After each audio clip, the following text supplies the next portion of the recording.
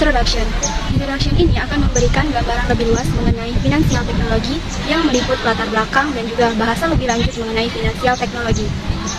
Jadi, finansial teknologi atau fintech ini pada tahun 2016 menjadi salah satu industri yang paling menjanjikan, yang mana revolusi fintech menjadi gelombang startup dengan model bisnis dan juga pendapatan baru yang lebih berinovasi, produk dan juga layanan yang baru, dan juga sektor keuangan yang lebih baik secara global dengan penggunaan teknologi dalam sektor keuangan.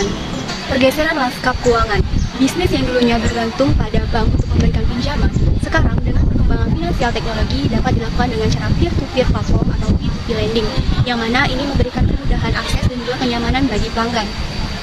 Pengaruh dari layanan baru ini, implikasinya terhadap perbankan tradisional pasti sangat besar, yang mana berpotensi untuk mengikis ekuitas merek dan juga dapat menguasai pangsa pasar. Cara yang bisa dilakukan bank untuk mengatasi hal ini yaitu dengan merangkul fintech dan juga memberikan atau menawarkan solusi bagi pelanggan. Kenapa harus fintech? Hal ini dilakukan karena fintech membuat aktivitas sehari-hari itu tidak hanya lebih mudah dan nyaman, tetapi juga hal ini selaras dengan aktivitas aktif yang dilakukan oleh pelanggan itu pasti selalu memegang gadget ataupun HP atau tablet ataupun PC. Nah, ini dilakukan untuk mempermudah akses bagi pelanggan dalam melakukan aktivitas perbankan. Selanjutnya, tantangan bagi bank. Pertanyaan yang muncul dari tantangan bagi bank ini, walaupun individu ataupun pinjaman swasta membutuhkan layanan perbankan, namun apakah harus membutuhkan bank? Ini pertanyaan yang muncul bagi bank dari perkembangan finansial teknologi ini. Nah, jawaban untuk pertanyaan ini adalah tentu saja masih dibutuhkan karena hal ini berkaitan dengan 3 fungsi krusial dari bank. Nah, berdasarkan hasil penelitian yang dilakukan bahwa 73% responden remaja sampai dengan pertengahan umur 30-an itu lebih menyukai layanan baru dibandingkan dengan layanan baru lama yang diberikan oleh bank. Nah, ini juga yang berkaitan dengan resiko mobilitas, yang mana bank itu hanya dianggap sebagai penyedia infrastruktur, sedangkan fintech itu memberikan kemudahan dan juga inovasi yang lebih ramah bagi pelanggan, sehingga pelanggan itu layanan dari finansial teknologi ini. Bagian selanjutnya, masa depan sektor perbankan. Dengan basis nasabah dan juga pengalaman menangani data nasabah dengan aman, tentu saja bank berada dalam posisi yang ideal dalam memberikan solusi yang menggabungkan layanan dengan penawaran digital yang lebih beragam. Nah, apabila hal ini dilakukan, maka bukan tidak mungkin bahwa kemakmuran masa depan bagi sektor perbankan ini bakalan lebih bagus. Baiklah, di sini saya akan membahas mengenai mengapa fintech itu penting. Nah, fintech itu penting karena beberapa hal. Yang pertama itu, fintech itu lebih transparan dan efisien. Nah, fintech ini dapat mengurangi biaya transaksi dan memberikan informasi yang jelas kepada pengguna. Yang kedua, akses lebih luas. Nah, fintech memberikan layanan keuangan kepada orang-orang yang sebelumnya tidak terlayani oleh bank tradisional, seperti melalui pinjaman peer-to-peer dan crowdfunding. Yang ketiga, itu inovasi. Nah, fintech terus menghadirkan produk dan layanan baru yang lebih sesuai dengan kebutuhan pengguna, seperti penasihat keuangan berbasis AI. Selanjutnya itu bagaimana fintech muncul. Nah, fintech muncul itu sebagai respon terhadap krisis keuangan global. Ketidakpercayaan masyarakat terhadap bank mendorong munculnya perusahaan-perusahaan fintech yang menawarkan layanan yang lebih sederhana, transparan, dan terjangkau. Fintech telah merevolusi industri keuangan dengan memberikan lebih banyak pilihan, fleksibilitas, dan akses kepada pengguna. Kehadiran fintech mendorong persaingan yang sehat dan memaksa bank tradisional untuk berinovasi. Fintech juga menyediakan akses terhadap informasi yang tadinya hanya dimiliki segelintir orang kepada semakin banyak orang di era ekonomi informasi saat ini. Hal ini merupakan langkah demokrasi yang besar. Selanjutnya itu inovasi fintech lebih cepat di negara berkembang. Yang pertama itu karena kurangnya infrastruktur negara-negara berkembang yang memiliki lebih banyak ruang untuk inovasi karena tidak terkait oleh sistem lama seperti di negara maju. Yang kedua itu fokus pada penggunaan ponsel. Sebagian besar populasi di dunia memiliki ponsel, sehingga layanan fintech seperti M-Pesa dan Bcash sangat efektif di negara-negara berkembang. Yang ketiga itu inklusi keuangan. Nah, fintech dapat membantu jutaan orang yang tidak memiliki akses ke bank tradisional untuk mendapatkan layanan keuangan. Selanjutnya itu dampak fintech terhadap bank. Yang pertama, ancaman bagi bisnis tradisional. Nah, munculnya banyak startup fintech yang menawarkan layanan yang lebih baik dan lebih murah. Yang kedua itu perlunya adaptasi bank, harus berinovasi dan berkolaborasi dengan startup untuk tetap relevan. Yang ketiga, peluang baru bank dapat memanfaatkan teknologi baru dan memperoleh kemampuan baru melalui kolaborasi. Selanjutnya, tren keuangan saat ini, fintech mengubah landscape perbankan. Industri perbank sedang mengalami perubahan besar akibat pesatnya perkembangan teknologi finansial atau fintech. Nah, persaingan tidak hanya datang dari sesama bank saja, tetapi juga dari perusahaan rintisan, fintech dan raksasa teknologi yang fokus pada layanan spesifik dengan pengalaman penggunaan yang lebih baik. Selanjutnya itu tren utama. Nah, tren yang pertama itu fokus pada layanan spesifik. Fintech itu cenderung mengkhususkan diri pada satu atau beberapa layanan tertentu, seperti pembayaran digital, pinjaman online, atau pengelolaan keuangan pribadi. Yang kedua, pengalaman penggunaan yang lebih baik. Nah, perusahaan fintech menawarkan antarmuka yang lebih user-friendly dan proses yang lebih cepat dibandingkan dengan bank tradisional. Yang ketiga itu regulasi yang mendukung. Nah, pemerintah itu di berbagai negara mulai mengeluarkan peraturan yang mendorong inovasi di sektor fintech ini, seperti inisiatif data terbuka dan akses ke data perbankan. Yang keempat itu teknologi baru. Teknologi seperti blockchain, perangkat wearable, dan kecerdasan buatan semakin banyak digunakan dalam layanan keuangan. Yang kelima itu pergeseran preferensi konsumen. Nah, konsumen semakin memiliki layanan keuangan yang lebih fleksibilitas, mudah diakses, dan personal. Selanjutnya itu dampak terhadap perbankan. Yang pertama itu persaingan yang lebih ketat. Bank harus beradaptasi dengan cepat untuk tetap relevan dan kompetitif. Nah, yang kedua itu model bisnis baru. Bank perlu mengembangkan model bisnis yang lebih inovatif dan berfokus pada pelanggan. Yang ketiga, kolaborasi dengan fintech. Banyak bank mulai berkolaborasi dengan perusahaan fintech untuk mempercepat transformasi digital mereka. Baiklah, saya akan melanjutkan chapter 1. Fintech adalah financial technology, istilah yang digunakan untuk menggambarkan teknologi yang digunakan untuk meningkatkan mengoptimisasi penggunaan dan pengiriman layanan keuangan. Ada beberapa aspek utama dari perombakan ini. Yang pertama itu akses keuangan yang lebih luas. Fintech meningkatkan inklusi keuangan dengan menyediakan akses keuangan yang lebih luas, terutama bagi masyarakat yang tidak memiliki akses perbankan tradisional. Dan yang kedua itu ada inovasi layanan keuangan. Fintech menawarkan berbagai layanan keuangan yang lebih efisien, mudah diakses, dan seringkali lebih terjangkau. Yang ketiga itu ada regulasi dan keamanan. Otoritas Jasa Keuangan atau OJK telah menyediakan payung hukum untuk industri fintech, terutama bagi layanan meminjam uang berbasis teknologi informasi LP atau LPMUBPI atau fintech P2P lending. Yang keempat itu ada transformasi pembayaran. Fintech telah memperkenalkan transformasi pembayaran dari konvensional menjadi digital, membebaskan masyarakat dari kendala-kendala tradisional dan meningkatkan literasi keuangan. Yang kelima itu ada pertumbuhan ekonomi nasional. Fintech dianggap dapat menambah daya saing perekonomian nasional dengan meningkatkan efisiensi dan inovasi dalam sektor keuangan. Selanjutnya itu ada M-Pesa, membantu beberapa orang termiskin di dunia dengan akses keuangan. M-Pesa adalah layanan keuangan digital yang sangat sukses di kenyataan, terutama dalam membantu orang-orang termiskin meningkatkan akses keuangan mereka. Ada beberapa ringkasan. Yang pertama itu pengembangan dan kesuksesan.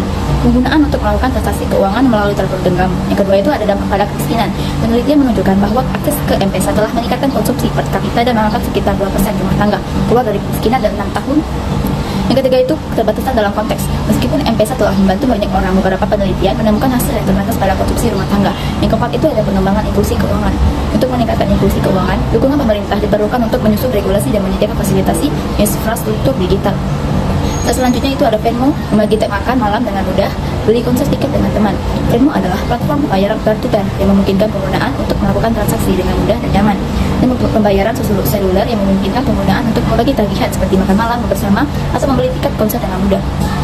Ada beberapa penjelasan secara rinci bagaimana Venmo dapat membantu Anda membagi tagihan makan malam dan membeli tiket konser dengan teman. Pertama itu membagi tagihan makan malam, membayar dengan mudah, membayar di Venmo dan mengirimkan uang ke nama pengguna atau memindai kode QR. Yang kedua itu pembagian tagihan, dapat membagi tagihan secara real time tanpa perlu khawatir mengumpulkan uang tunai atau berurusan dengan IOU yang sulit. Ketiga itu adalah transaksi tanpa kerumitan, membeli tiket konser. Pertama itu mengirim ke uang penggunaan fitur QR, transaksi digital. Venmo adalah platform pembayaran seluler yang memungkinkan penggunaan untuk membagi tagihan seperti makan malam bersama atau membeli tiket konser dengan mudah. Selanjutnya, itu ada Bitcoin, Ethereum, dan mata uang kripto lainnya. Inti dari paragraf tersebut adalah bahwa Bitcoin adalah mata uang kripto paling terkenal menggunakan sistem kas elektronik peer-to-peer tanpa mata uang fisik atau bank sentral. Pada pertengahan 2017 ada lebih dari 1.000 mata uang kripto berbeda, dan ciri umumnya yang pertama adalah adanya jaringan terdesentralisasi yang menggunakan teknologi blockchain untuk keamanan transaksi. Bitcoin, definisi Bitcoin adalah mata uang kripto yang paling terkenal dan pertama kali dirilis pada tahun 2009. Sistem kerja Bitcoin itu menggunakan sistem kas elektronik peer-to-peer yang berarti transaksi dilakukan secara langsung antara individu tanpa melibatkan bank sentral atau mata uang fisik. Itu ada Ethereum. Definisi dari Ethereum adalah platform digital desentralisasi yang dirancang untuk menjalankan smart contract dan aplikasi terdesentralisasi atau DApps. Poinnya disebut ETH. Sistem kerja Ethereum menggunakan blockchain yang lebih kompleks dan fleksibel dibanding dengan Bitcoin. Sistem ini memungkinkan implementasi smart contract yang berguna untuk memastikan integritas di semua node dalam jaringan. Dan selanjutnya itu ada blockchain, protokol dengan potensi aplikasi yang luas.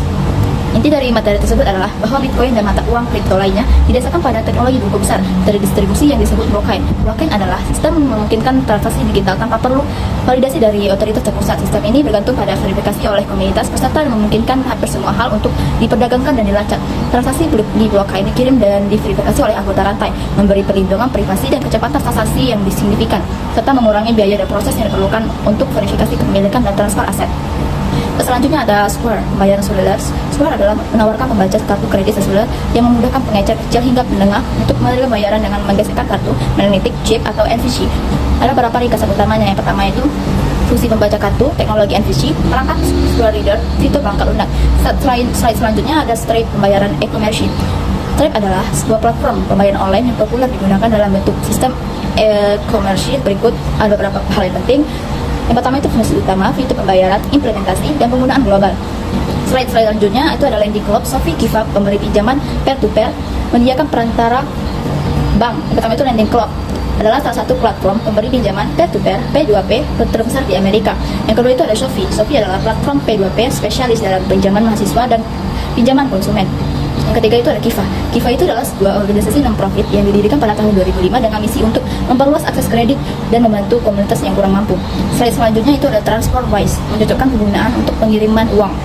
TransferWise sekarang dikenal sebagai Wise, adalah layanan transfer uang internasional yang menawarkan pengiriman uang secepat dan aman. Ada beberapa ringkasan materi utama tentang TransferWise. Yang pertama itu ada kelebihan TransferWise: cepat, murah, transparan, dan aman. Yang kedua itu cara menggunakan TransferWise dengan cara mendaftar, verifikasi, pembayaran, konfirmasi. Yang ketiga itu ada fitur lainnya juga. Pertama itu pengiriman ke 80 negara, pilihan mata uang, dan batas transfer. Nah, pada chapter 2 ini kita akan membahas mengenai generasi milenial.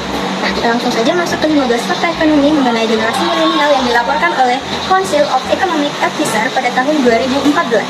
Nah, fakta pertama, generasi milenial sekarang adalah generasi terbesar dan paling beragam dalam populasi Amerika Serikat. Generasi milenial itu lahir antara tahun 1982 dan tahun 2004 dan merupakan kelompok demografi terbesar di Amerika Serikat dan paling beragam dari segi ras dan etnisnya. Fakta kedua, generasi milenial telah dibentuk oleh teknologi. Maksudnya, generasi milenial itu telah tumbuh dengan teknologi yang sangat maju, sehingga mereka sangat terbiasa dengan perangkat mobile dan internet. Nah, fakta ketiga, generasi milenial itu menghargai komunitas, keluarga, dan kreativitas dalam pekerjaan mereka. Nah, mereka menempatkan nilai-nilai seperti waktu untuk rekreasi, kontribusi terhadap masyarakat, dan anak-anak itu yang lebih baik dalam prioritas hidup mereka. Kemudian, fakta keempat, generasi milenial telah berinvestasi pada sumber daya manusia itu lebih banyak daripada generasi sebelumnya. Nah, mereka memiliki tingkat pendidikan yang lebih tinggi dan lebih banyak berinvestasi dalam pendidikan formal. Fakta kelima, generasi milenial yang akan melanjutkan ke perguruan tinggi itu lebih cenderung mempelajari ilmu sosial dan bidang terapan. Nah, mereka lebih suka mempelajari bidang seperti ilmu sosial dan aplikatif daripada bidang lainnya. Nah, kemudian fakta keenam, seiring dengan meningkatnya jumlah mahasiswa, semakin banyak pula mahasiswa yang mengandalkan pinjaman untuk membayar pendidikan pasca sekolah menengah mereka. Nah, biaya pendidikan yang tinggi telah membuat banyak mahasiswa itu bergantung pada pinjaman untuk menutup biaya pendidikannya. Fakta ketujuh, generasi milenial itu lebih cenderung fokus secara eksklusif pada studi daripada menggabungkan sekolah dan pekerjaan. Mereka itu lebih suka fokus pada pendidikan daripada bekerja sambil belajar. Fakta ke-8, sebagai hasil dari Affordable Care Act atau nah, generasi milenial itu jauh lebih mungkin untuk memiliki perlindungan asuransi kesehatan selama masa dewasa muda mereka. Selama masa muda mereka. Nah, kemudian Undang-Undang ACA ini telah meningkatkan akses asuransi kesehatan bagi generasi milenial. Nah, fakta ke-9 itu generasi milenial akan menghadapi dampak dari mulai karir mereka selama masa penurunan yang bersejarah itu selama bertahun-tahun yang akan datang. Nah, mereka itu memulai karir mereka selama masa ekonomi yang sulit sehingga mereka mungkin menghadapi tantangan dalam karir mereka. Fakta ke-10, investasi dalam sumber daya manusia itu kemungkinan besar akan memberikan hasil yang besar bagi generasi milenial ini. Nah, pendidikan formal akan memberikan keuntungan yang signifikan dalam karir mereka. Fakta ke-11, generasi milenial itu bekerja lebih lama dengan perusahaan yang mempekerjakan mereka di awal karir mereka. Nah, mereka itu lebih loyal terhadap perusahaan awal mereka daripada generasi sebelumnya. Nah, fakta ke-12, perempuan milenial itu memiliki kesetaraan di pasar tenaga kerja dibandingkan generasi sebelumnya. Nah, perempuan milenial memiliki tingkat pendidikan yang lebih tinggi dan kesetaraan dalam pasar tenaga kerja. Fakta ke-13, milenial itu cenderung menikah lebih lambat dari generasi sebelumnya. Nah, mereka menikah itu lebih lambat dikarenakan fokus pada pendidikan dan karir mereka terlebih dahulu. Kemudian, fakta ke-14, generasi milenial itu lebih kecil kemungkinannya untuk menjadi pemilik rumah dibandingkan dengan generasi sebelumnya. Nah, mereka lebih suka tinggal dengan orang tua atau mencari tempat tinggal yang lebih murah daripada membeli rumah sendiri. Nah, fakta yang terakhir yaitu generasi milenial yang berpendidikan tinggi itu pindah ke daerah perkotaan lebih cepat daripada rekan mereka yang kurang berpendidikan. Nah, mereka lebih suka tinggal di daerah perkotaan yang lebih maju dengan memiliki banyak kesempatan karir mereka. Nah, itulah 15 faktor ekonomi mengenai generasi milenial. Sekarang kita masuk ke materi bagaimana generasi milenial itu menggunakan uang dengan cara yang berbeda. Ada 6 cara generasi milenial menggunakan uangnya dengan cara yang berbeda. Pertama, generasi milenial itu menggunakan uang sebagai jejaring sosial. Maksudnya, generasi milenial itu memiliki tingkat integritas teknologi yang tinggi sehingga mereka menggunakan aplikasi menjadi lebih sosial dan terhubung. Nah, yang kedua, milenial itu memindahkan uang ke lebih banyak tempat dengan lebih cepat. Nah, maksudnya dengan kemajuan teknologi sekarang seperti layanan cloud dan aplikasi perbankan mobile, generasi milenial itu dapat dengan mudah dan cepat mentransfer uang ke berbagai tempat dan memudahkan transaksi harian mereka. Yang ketiga, generasi milenial ke berbagai tempat dan memudahkan transaksi harian mereka. Yang ketiga, generasi milenial itu semakin cepat menabung dan menginvestasikan uangnya. Nah, maksudnya generasi milenial ini cenderung lebih responsif terhadap investasi dan tabungan karena mereka memiliki akses yang lebih baik ke informal dan teknologi. Nah, hal ini memungkinkan mereka untuk membuat keputusan keuangannya yang lebih cepat dan bijak.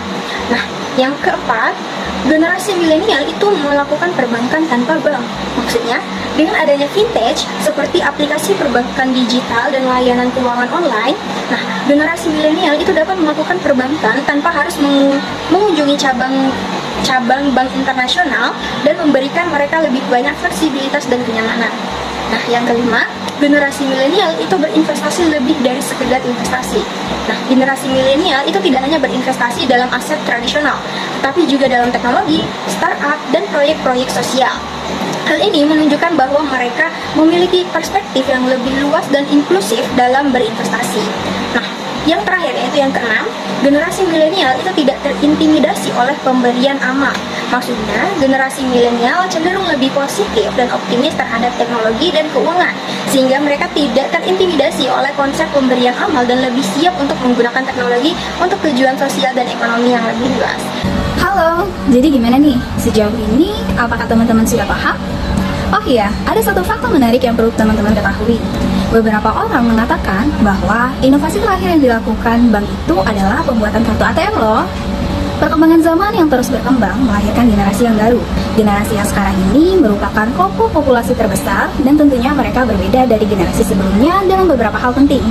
Nah, di generasi sekarang, mereka memiliki tingkat penggunaan perangkat seluler yang jauh lebih tinggi dibandingkan generasi sebelumnya. Akibatnya, penggunaan financial technology menjadi kemajuan yang drastis dalam hal teknologi. Perkembangan ini termasuk layanan cloud, sumber terbuka perangkat lunak, kecerdasan buatan atau AI, dan perangkat seluler itu sendiri. Untuk memahami hal tersebut, mari kita bahas satu persatu. Yang pertama ada unit pemrosesan grafis atau GPU. Nah, unit pemrosesan grafis atau GPU ini dalam financial technology berperan penting dalam mempercepat proses data yang besar dan juga kompleks, terutama dalam hal pemrosesan paralel. GPU awalnya dirancang hanya untuk keperluan grafis saja, tetapi karena kemampuannya untuk melakukan perhitungan secara bersamaan, sekarang banyak digunakan di berbagai bidang, termasuk bidang financial technology. Nah, di fintech sendiri, GPU sering digunakan untuk memproses dan menganalisis data keuangan dalam jumlah yang besar. Misalnya, algoritma untuk trading, analisis risiko, atau pemodalan keuangan yang melibatkan simulasi data dalam jumlah yang besar. Nah, karena GPU mampu mengolah banyak data secara bersamaan, hasil analisis dapat diperoleh dengan lebih cepat dibandingkan jika menggunakan CPU atau unit pemrosesan sentral yang bekerja secara lebih berurutan. Jadi, dengan menggunakan GPU ini, perusahaan financial technology bisa membuat keputusan dengan lebih cepat, melakukan analisis dengan lebih canggih, dan meningkatkan efisiensi dalam layanan yang mereka berikan kepada pelanggan. Nah, materi yang kedua yaitu The Cloud atau layanan awan. Layanan cloud dari Amazon, Google, IBM, Microsoft, dan Oracle memungkinkan pengguna menjalankan beban kerja komputasi melalui internet dengan infrastruktur dikelola oleh penyedia eksternal. Nah, The Cloud dalam financial technology ini mengacu pada teknologi yang memungkinkan perusahaan untuk menyimpan dan mengakses data serta menjalankan aplikasi melalui internet, bukan dari server fisik di kantor mereka sendiri. Dengan cloud, financial technology dapat menghemat biaya, meningkatkan data keamanan, dan memperluas kapasitas mereka dengan lebih fleksibel. Misalnya nih, jika perusahaan financial technology membutuhkan banyak ruang untuk penyimpanan data atau kapasitas untuk menangani transaksi keuangan yang meningkat, mereka dapat dengan mudah menambahkannya melalui cloud ini, melalui layanan awan ini, tanpa harus membeli perangkat keras yang baru. Nah, cloud juga bisa memungkinkan akses ke data dari mana saja dan kapan saja, yang sangat berguna dalam industri keuangan yang bergerak cepat. Materi yang ketiga yaitu ada Artificial Intelligence atau biasa kita kenal dengan AI. Nah, dalam konteks financial technology, AI memiliki aplikasi yang luas untuk hampir semua produk dan layanan. Hal ini dapat memungkinkan penyedia layanan untuk dapat menyesuaikan nih penawaran mereka dengan pasar yang semakin terdefinisi dengan baik. Kecerdasan buatan atau AI adalah inovasi teknologi penting dalam fintech, di mana mesin belajar memecahkan masalah dengan pengambilan keputusan cerdas melalui instruksi daripada manusia. Nah, AI dan ML sering digunakan secara bergantian, tetapi AI digunakan untuk merujuk pada aktivitas yang lebih luas yang dicirikan oleh mesin yang tampak menawarkan solusi cerdas. Hal ini memungkinkan disebabkan oleh penggunaan algoritma dalam konteks yang terbatas, di mana mesin hanya memproses data input sesuai dengan instruksi statisnya. Nah, namun ML adalah bagian dari AI, di mana mesin dapat menghasilkan solusi tanpa algoritma yang diprogram secara eksplisit. Nah, algoritma ML ini biasanya memproses data dalam jumlah yang besar, memberikan prediksi berdasarkan data ini dan memperbaiki diri sendiri sebagai umpan baliknya. Nah, semua dengan kecepatan dan kompleksitas yang tidak mungkin dilakukan tanpa adanya kapasitas komputasi yang besar dan murah. Nah, materi selanjutnya adalah penerapan AI pada financial technology. AI kemungkinan besar akan berdampak pada semua segmen lembaga keuangan. Peran yang berhubungan dengan pelanggan, operasi, manajemen kekayaan, pasar modal, dan semuanya akan mendapatkan manfaat dari penerapan AI ini. Contohnya ada Scotiabank misalnya. Nah, Scotiabank ini telah bekerja sama dengan ML untuk menyempurnakan pendekatannya terhadap pemegang kartu kredit yang menunggak pembayaran. Tantangannya adalah mengidentifikasi berbagai kelas akun yang terlambat membayar dan mencocokkan penjangkauan yang sesuai pada tahap awal. Contohnya, adapun contoh lainnya, aplikasi lainnya adalah dalam mendeteksi penipuan contohnya, dan juga perilaku nakal lainnya. Nah, perusahaan dan bursa dapat memantau data pasar, pemesanan, dan perdagangan untuk mencari sinyal perilaku perdagangan atau pelanggan yang mungkin perlu ditangani. Namun, masa depan dengan AI yang semakin meningkat tidak berarti bahwa AI ini akan menghilangkan kebutuhan akan campur tangan atau arahan dari manusia. Masih akan ada kebutuhan atau pengawasan, pengarahan, dan juga kalibrasi ulang oleh manusia. Seperti contohnya yang disebutkan oleh Tom Gruber dalam konsep Al-Humanis yang telah dieksplorasi oleh Tom Gruber dari Apple pada tahun 2017. Nah, dalam pandangan ini sebenarnya beliau menjelaskan bahwasanya tujuan AI ini adalah untuk memperdayakan manusia, bukan untuk menggantikannya. Ingat ya teman-teman, AI itu hanya sekedar pembantu, bukan untuk pengganti. Nah, AI hanya sebagai alat yang digunakan untuk berkolaborasi nih dengan keterampilan tradisional manusia dan dalam beberapa kasus untuk membantu membuat hidup manusia ini jauh lebih mudah. Nah, materi selanjutnya yaitu ada gaya hidup startup atau startup lifestyle. Gaya hidup startup seringkali didorong oleh inovasi, kecepatan, fleksibilitas yang sangat mempengaruhi perkembangan dari financial technology ini. Dalam dunia startup, fokusnya adalah menciptakan solusi dan efisiensi untuk masalah keuangan yang dihadapi masyarakat. Contoh, seperti pembayaran online, pinjaman digital, atau investasi otomatis.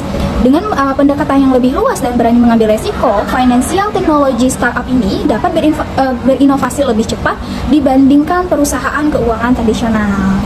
Nah, karena gaya hidup startup seringkali mendorong kerja cepat dan penggunaan teknologi baru seperti AI dan blockchain, financial technology ini berkembang dengan menciptakan produk atau produk yang lebih praktis dan mudah diakses oleh konsumen tentunya, misalnya aplikasi pembayaran atau investasi yang ramah bagi pengguna, karena kan dihasilkan dari pendekatan yang lebih dinamis dan juga responsif terhadap kebutuhan pasar.